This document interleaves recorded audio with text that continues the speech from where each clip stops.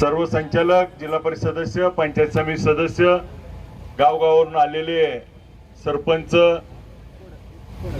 सदस्य, सर्व उपस्थित प्रमुख आणि या ठिकाणी निवेदन घेण्यासाठी आलेले तहसीलदार साहेब, MSEBचे अधिकारी, मी आपल्या सर्वांना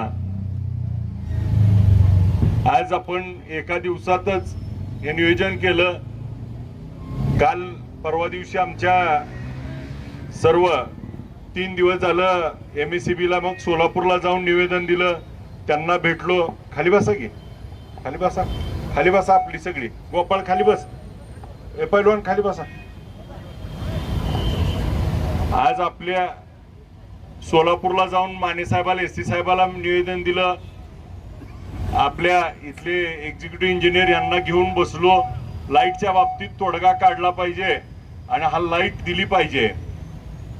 या प्रमुख मागण्यामध्ये काही इथं कोण कोणावर टीका केली असेल, अराजकीय राजकीय बोलले असतील, ते सगळा भाग आपण बाजूला ठेवला पाहिजे. मूळ मुद्दा आपला एवढाच आहे की आज आपल्याकडे त्या ठिकाणी आता जी पिकं आहेत उभी, आता तहसीलदार साहेब आमची पिकं उभी आहेत, ती उभ्यानं त्या ठिकाणी आता वरून जळायला चालू झाली, पानं करपायला लागलेत. एका बाजूला निसर्गानं आमच्यावर घात घातलाय. 13 मेला पाऊस गेल्या वर्षी आलता, आता आज 20 मे आली तरी देखील त्या ठिकाणी 20 जून आली तरी देखील आमच्याकडे अजून पाऊस नाही. आणि पाऊस जोपर्यंत पडत नाही तोपर्यंत शेतकऱ्याला त्या ठिकाणी सुख लागणार नाही. आणि आता उभी पिक आहेत, मग द्राक्ष असतील, डाळिंब असेल, केळी असेल. केळी तर आता त्या ठिकाणी यायला झाली आहे आणि मागच्या काही दिवसात वाऱ्या कावदानानं त्या ठिकाणी केळी पडली, ते झालेलं नुकसान वेगळं. एका बाजूला आता ऊस आमचा उभा आहे आणि तो ऊस आता त्या ठिकाणी वरून करपायला लागलाय. आणि दुसऱ्या बाजूला मात्र त्या दिवशी अधिकाऱ्यांनी सांगितलं की आम्हाला संध्याकाळी 6 ते पहाटे 4 पर्यंत लाईट द्यायची नाही, असा आदेश आहे शासनाचा. मी त्याच्यावर देखील त्यांना काही गोष्टी की साहेब 6 ते पहाटे 4 पर्यंत लाईट देणार नाही इथपर्यंत ठीक आहे, परंतु पहाटे 4 पासून संध्याकाळी 6 पर्यंत 14 तास तहसीलदार साहेब लाईट यांच्याकडे आहे. आणि त्या 14 तासात जर 7-7 तास लाईट त्या ठिकाणी दिली तर त्या ठिकाणी हा प्रश्नच निर्माण होणार नाही. आणि मग त्या ठिकाणी आम्हाला का लाईट दिली जात नाही, माझा सरळ स्पष्ट प्रश्न आहे की सरकारचं बंधन कशाला आहे. सरकारने सांगितलंय की आम्हाला संध्याकाळी 6 ते पहाटे 4 पर्यंत शेतीला लाईट द्यायची नाही, ती पण आम्ही मान्य केलं थोडे वेळ. परंतु पहाटे 4 ते संध्याकाळी 6 वाजेपर्यंत 14 तासात 7-7 तास दोन्ही फिडरला लाईट दिली तर आमचा प्रश्न मिटतो, आम्हाला उन्हात बसायची गरज पडणार नाही. राहिला दुसरा प्रश्न की त्याच्यावरती महावितरणनं त्या ठिकाणी काटेकोर नियोजन केलं पाहिजे आणि यांना लाईट ही त्या ठिकाणी त्या पिरियडमध्ये दिली पाहिजे. जी शासन आता 7 तास द्या म्हणते, 8 तासाची 7 तास 6 तास, परंतु ती देखील मिळत नाही. त्याच्यामध्ये बऱ्याच वेळा त्या ठिकाणी ट्रिप होती आणि मग पाणी बाहेर निघेपर्यंत ट्रिप होती, परत पाणी मोटर चालू करायचे, ही जी त्रास होतोय त्याच्यामुळे शेतकरी त्या ठिकाणी हैराण झालाय. तर आता बघा, तुम्हाला त्या ठिकाणी थोडं वेळ उभं राहिलं तर लगेच रुमाल घेऊन पुसावं लागायला लागलाय. मग आता परिस्थिती शेतकऱ्याची काय अवस्था विचार करा. आम्हाला त्या ठिकाणी कसल्याही परिस्थितीत ही 7 तास लाईट दिली पाहिजे आणि ही वाजवी मागणी आमची. आम्ही तुम्हाला नियम मोडून मागत नाही, वर्ण दिलेला आदेश तोडून मागत नाही, तुमच्या हातात आहे ते मागतोय. मी कुठलाही तुम्हाला वेगळ्या पद्धतीची मागणी तहसीलदार साहेब आमची नाही, यांच्याकडच्या दिलेल्या नियमातच शिंदे साहेब लाईट दिली पाहिजे. मग देऊ शकतो ना आपण. मग आपली अडचण काय आहे, कुठं फिडर सेपरेशनचं काम आहे, त्याच्याबद्दल काय करायचंय, ज्या गोष्टी करायच्या काय लोकांना ते माहित नाही काय काम आहे तुमचं. लोकांना माहित आहे मला 6 तास 7 तास लाईट मिळाली पाहिजे. 8 तासाचा आग्रह पण आम्ही नाही करत, 7 तास तर त्या ठिकाणी कंपल्शन लाईट मिळाली तर आमचं पीक ही त्या ठिकाणी शेवटपर्यंत जाईल. आणि राहिला साहेब तहसीलदार साहेब दुसरा विषय की 2 तास नदीला आपण केले. आता एका बाजूला पूर आला की आमची शेती उद्ध्वस्त होणार, आमच्यावर त्या ठिकाणी आम्हाला नको असताना पाणी त्या ठिकाणी आमच्या रानात जाणार. पाऊस पडणार पुणे जिल्ह्यात, पाऊस पडणार वर आणि मात्र आम्हाला त्या ठिकाणी पाण्याचा त्रास होतो, महापूर येतो, आमची उभी पिकं जळून जातात. आणि आता मात्र त्या ठिकाणी ज्यावेळेस पाणी कमी आहे त्यावेळेस आपला डेड स्टॉक 65 TMC आहे. आणि आज जरी आपण 20 मायनस गेलो असलो तरी 50 TMC पाणी आपल्याकडे शिल्लक आहे. ज्यावेळेस पाणी नाही म्हणून लातूरला रेल्वेनं पाणी देतो आणि मग आमचे पिकं आहेत जी उभा आहे ती ही पिकं जगवायसाठी जर आहे नदीत पाणी, ते नदीतलं पाणी आम्हाला उचलू द्यायला 2 तास तुम्ही लाईट जी केली आहे तर ती त्या ठिकाणी अन्यायकारक आहे. ती आम्हाला त्या ठिकाणी याप्रमाणे 7 तास लाईट द्या, तर आमची ही पिकं त्या ठिकाणी हातातोंडाला आलेली जातील. आणि ज्या दिवशी नदीतलं पाणी संपल त्या दिवशी आम्ही त्या लाईटचं काय करणार आहे? आज कॅनलचं पाणी होतं तोपर्यंत वापरलं, आता कॅनलला पाणी नाही, आम्ही त्या कॅनलवरच्या मोटरा चालवतच नाही ना. आता आम्हाला ज्याची गरज आहे मग वेळ निघून गेल्यानंतर देऊन पण आम्हाला उपयोग होणार नाही. माझी आपल्याला विनंती आहे की कसल्याही परिस्थितीत तहसीलदार साहेब आपण त्या ठिकाणी जिल्हाधिकारी साहेबांना पण मी बोलेल, आपल्याला आपण जे दिलेला शेड्यूल आहे त्यामध्ये साहेब आपण लाईट देऊ शकता, आपल्या हातात आहे. फक्त नियोजनाचा तुमचा त्या ठिकाणी अडचण आहे, आपण याच्यावर बसतोय परंतु नियोजन झालं नाही. वर्षाला सुद्धा लाईट झाली आणि आपल्याला या निमित्तानं विनंती आहे की कसल्याही परिस्थितीत आमची लाईट त्या ठिकाणी सुरळीत करण्याशिवाय पर्याय नाही. आज मगाशी तानाजी काका काही आमच्या लोकांनी जे भूमिका मांडली तीच भूमिका आम्ही आपल्याला आजपासून मंगळवारपर्यंत अल्टिमेट देतो. मंगळवारपर्यंत आम्हाला ही रेग्युलर लाईट चालू व्हावी, मंगळवारपर्यंत लाईट चालू व्हावी. अन्यथा मंगळवार नंतर बुधवारी आम्ही सगळे ज्या त्या सबस्टेशनला आणि तुमच्या ऑफिसला येऊन बसणार. जोपर्यंत आमची लाईट चालू होणार नाही तोपर्यंत आम्ही उठणार नाही, नाहीतर कुलूप लावून तुम्हाला त्या ठिकाणी आत कोणणार.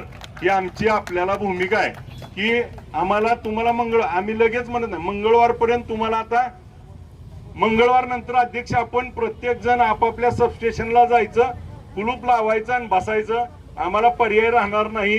आज तुम्हाला जी नियमातनं लाईट देता येते ती लाईट द्या. आणि आता आपण कुठल्याही गोष्टीचा त्या ठिकाणी भाव न करता आज सिंगल पेजच्या बाबतीमध्ये आज आपण त्या ठिकाणी 25 अँपिअरचं कारण पुढे करता आणि त्या ठिकाणी सिंगल पेजची घरात लाईट देत नाही. मग आपण जिथं सिंगल पेज नाही त्या ठिकाणी भगीरथचे डीपी द्या, लाईट चालू करून द्या.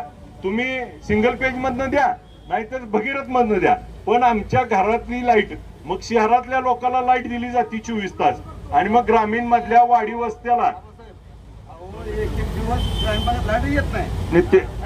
हो ग्रामीण भागात त्या ठिकाणी वाडी वस्तीला काही गावामध्ये त्या ठिकाणी लोड शेडिंग मध्ये त्या ठिकाणी घरातला आता प्रश्न मिटलाय, भगीरथ झालंय तिथं. परंतु वाडी वस्तीला ज्या एजी फीडरवरनं साहेब आपल्याला लाईट द्यावं लागती तर त्याच्यावरती तातडीनं. आणि आता या माझ्या मित्रांनी जसं देवड्याच्या सांगितलं की एकेका गावात तर 24 तास लाईट येत नाही. मग देवडा असेल, खेडबोसे असेल, होळे असेल, कानापुरी असेल, या गावाला तर सगळ्यात जास्त त्या ठिकाणी त्रास होतोय. ही गावं त्या ठिकाणी आता अडचणीत आहे. रोज दिवसात जर आम्हाला साहेब त्या ठिकाणी 400 फोन येत असले तर 200 फोन नुसत्या लाईटसाठी येतात आणि आम्हाला लाईटीच्या संदर्भात आपल्याला तोडगा द्यावा लागेल. आणि मी आलेल्या उपस्थित सर्वांना एक विनंती देखील करतो की लाईटचा प्रश्न तर आपण मार्गी लावू, पण इथं आलेले आपण सगळेजण प्रमुख आहोत. आजपासून मंगळवारपर्यंत प्रत्येकाने किंवा पुढचे 15 दिवस सगळ्यांनी आपापल्या गावामध्ये त्या ठिकाणी आपला महाई सेवा केंद्रवाला बोलवा, ग्रामपंचायतचा जो कॅम्प्युटर ऑपरेटर आहे त्याला बोलवा आणि आपण सगळ्यांनी सोलारसाठी अर्ज करा. सोलारचे अर्ज करू, 10 दिवसात यांच्याकडनं सोलार आपण बसवून घेऊ. बऱ्यापैकी जे ऍडिशनल डीपीचा विषय आहे तो ताण त्या ठिकाणी विहिरीवरचा, मोटरावरचा आणि नदीवर देखील बसतोय. आपल्या मतदारसंघातलं एकमेव गाव आहे की बेंबळे गाव आहे. बेंबळे गावात असंच त्या ठिकाणी सगळ्या गावकऱ्यांनी पुढाकार घेतला, सगळ्यांनी त्या ठिकाणी अर्ज केले आणि जवळपास 1300 सोलार बसले. आज मतदारसंघातलं एकच गाव आहे ज्या गावातनं मला लाईटसाठी फोन येत नाही, ती म्हणजे बेंबळ. 1300 सोलार नदीकाठचं गाव आहे. आज आपण म्हणतोय नदीत चालत नाही, चालतंय, ज्याला त्या ठिकाणी बुस्टर पण मिळतोय. आपण अर्ज करावे लागतील सोलारसाठी. आज आपण रस्त्यावर भांडतोय, रस्त्यावर भांडत असताना कागदात देखील आपल्याला करावं लागेल ऑनलाईन अर्ज. इथं बसलेल्या प्रत्येकाने कमीत कमी 10 अर्ज त्या ठिकाणी येणाऱ्या 10 दिवसात करून घ्यावं. करणार का? 10 अर्ज. मग आधी स्वतःचा करा, जवळच्याचा करा आणि तुमचं 10 अर्ज केलं की त्याला सोलार बघून राहिलेलं गाव देखील करायला लागेल. आणि आता आपल्याला सरकार तर 2022 पासून लाईटचं कनेक्शन देत नाही. अधिवेशनात अनेक वेळा याच्यावर बोललो. मुख्यमंत्री महोदयांनी त्याच्यावर सांगितलं. मुख्यमंत्री महोदयांनी तर मगाशी दीपक दादा तुम्ही सांगितलं बाहेरच्या राज्यातनं लाईट घ्या, पण मुख्यमंत्री महोदयांनी अधिवेशनात सांगितलं आम्हाला 4,500 मेगावॅट लाईट आमच्याकडे शिल्लक आहे आणि मग आम्हाला लोड शेडिंग का? हे मी त्या ठिकाणी अधिवेशनात देखील हा प्रश्न विचारलाय. उद्या 22 तारखेला अधिवेशन चालू होतंय. अधिवेशनात देखील त्या ठिकाणी आम्ही हा प्रश्न पुन्हा घेऊ. माझी तहसीलदार साहेब आणि MSCB ला विनंती आहे की साहेब आता या मंगळवारपर्यंत आपण सगळ्या लाईटचा प्रश्न मार्गी लावा. सिंगल पेजच्या ठिकाणी जिथं आपण 25 अँपिअरचा नियम लावताय त्या ठिकाणी 25च्या ऐवजी 40-50 अँपिअर पर्यंत काढा, जेणेकरून शेतकऱ्याला ही दिवस आहेत. एकदा पाऊस पडला आहे की तुम्हाला कोणी विचारायला येणार नाही. पाऊस पडेपर्यंत त्या शेतकऱ्याला त्या ठिकाणी आपल्या मदतीची गरज आहे. आपण देखील शेतकऱ्याची पोर आहे. उद्या त्या ठिकाणी आमची वेळ निघून गेली आणि पुन्हा तुमची लाईट येऊन आणि पाऊस येऊन पण आमचा उपयोग नाही. ऊस आमचे पिकं आमची जळाल्यानंतर काही उपयोग होणार नाही. आत्ता गरज आहे आम्हाला, आत्ता गरज आमची भागवा, तरच त्या ठिकाणी पुढच्या काळामध्ये आपल्याला देखील आमचा शेतकरी दुवा देईल की इथून पुढे बाबा मोर्चा झाला आणि 7 तास लाईट मिळायला लागली, तुम्हाला देखील लेकरा बाळाला चांगलं होईल, दुवा देतील. त्यासाठी तुम्ही एक शेतकऱ्याची पोरं म्हणून असलेल्या नियमात 7 तास लाईट दिल्याशिवाय पर्याय नाही. नाहीतर बुधवारी आम्ही येऊन तुमची सगळी कार्यालय आपल्या जिथं जिथं आहेत तिथं त्या ठिकाणी बंद पाडू आणि पाणी त्या ठिकाणी लाईट घेतल्याशिवाय परत उठणार नाही. आज आम्ही तुम्हाला अल्टिमेट द्यायला आलोय. मागच्या महिन्याखाली माढा तालुक्यात त्या ठिकाणी MSCB वर मोर्चा काढला होता तानाजी काका. आता पंढरपूरला काढतोय. उद्यापासून अधिवेशनात गेल्यावर ह्याच्यावर सातत्यानं पाठपुरावा केला जाईल. माझी या निमित्तानं आलेल्या शेतकऱ्याला देखील विनंती आहे की आपण आता सतर्क राहण्याशिवाय पर्याय नाही.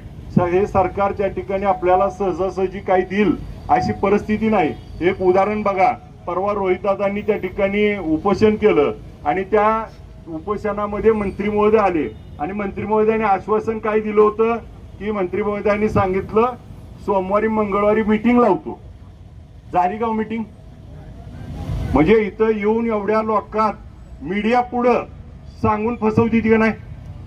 त्याच्यामुळं आपण विचार करण्यासारखी गोष्ट आहे. आज जर उद्या आपल्याला याचा सातत्यानं पाठपुरावा नाही केला तर आपल्याला देखील अडचणी आहेत.